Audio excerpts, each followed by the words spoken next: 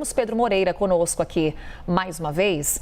Termina hoje o prazo para a defesa do tenente-coronel Mauro Cid, que foi ajudante de ordem de Jair Bolsonaro, a apresentar as alegações finais na ação penal sobre tentativa de golpe de Estado. Lembrando que essa é a última etapa antes do julgamento no Supremo Tribunal Federal. Pedro Moreira, temos então a apresentação das alegações finais de Mauro Cid, depois dos demais réus. Mauro Cid entrega primeiro suas alegações porque ele fechou aquele acordo de delação premiada. Pedro, o que a gente consegue antecipar para quem está nos acompanhando, hein? Carol, bom dia mais uma vez para você, para quem está com a gente a partir de agora. Essa ordem da apresentação das alegações finais é justamente para garantir o amplo direito de defesa dos réus, né? Primeiro, apresentou as alegações finais o Procurador-Geral da República, Paulo Gonet, que faz a acusação.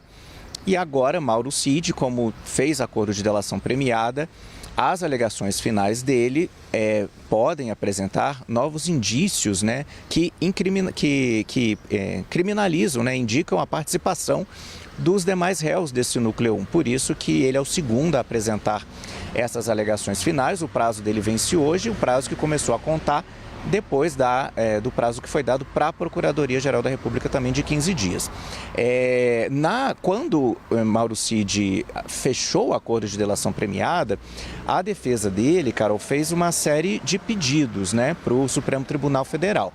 Pediu que, por exemplo, a pena de reclusão fosse trocada, né, convertida por outras medidas restritivas, que se a pena de reclusão fosse aplicada, que ela fosse no máximo de 2 anos, pediu também para ser incluído no programa de proteção à testemunha, ele, a família dele, uma série de benefícios que a defesa dele solicitou, tanto para ele quanto para familiares próximos.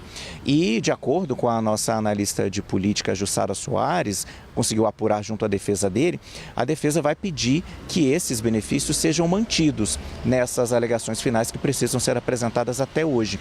Isso porque, nas alegações finais do Procurador-Geral da República, a PGR apontou ali incongruências no comportamento e nos depoimentos de Mauro Cid, disse que ele apresentou versões diferentes, que ele apresentou um comportamento que não indicava boa-fé e que isso não prejudicava as provas que foram colhidas a partir das delações premiadas, mas que pelo comportamento dele a PGR sugeria ao Supremo Tribunal Federal que o benefício que fosse concedido fosse o mínimo previsto em lei, que é a redução da pena a 1/3. Então agora a defesa tenta rebater esse pedido que a PGR apresentou. Carol, depois que Mauro Cid apresentar as alegações finais, abre-se o prazo, então, de também 15 dias para que as defesas dos demais réus, ao todo são 8 réus no núcleo 1, no núcleo chamado essencial, para que as defesas desses outros 7 réus, então, apresentem também as suas considerações finais. Vamos lembrar para o público, Carol, rapidamente,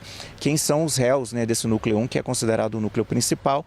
Lembrando que essa foi uma divisão proposta pela Procuradoria-Geral da República na apresentação da denúncia, a divisão dos envolvidos em 4 núcleos, né? E no núcleo 1 estão, então, as figuras principais, como o ex-presidente Jair Bolsonaro e integrantes do alto escalão do governo dele, né? Como o próprio Mauro Cid, que era ex-ajudante de ordens e é delator, Alexandre Ramagem, que era diretor da Agência Brasileira de Inteligência, hoje é deputado federal, Almir Ganier, comandante da Marinha, foi comandante da Marinha no governo Bolsonaro, Anderson Torres, né, que era ministro da Justiça, Augusto Heleno, que era ministro do Gabinete de Segurança Institucional, Paulo Sérgio Nogueira, que era ministro da Defesa, e Walter Braga Neto, que era ministro da Casa Civil também no governo Bolsonaro. Carol.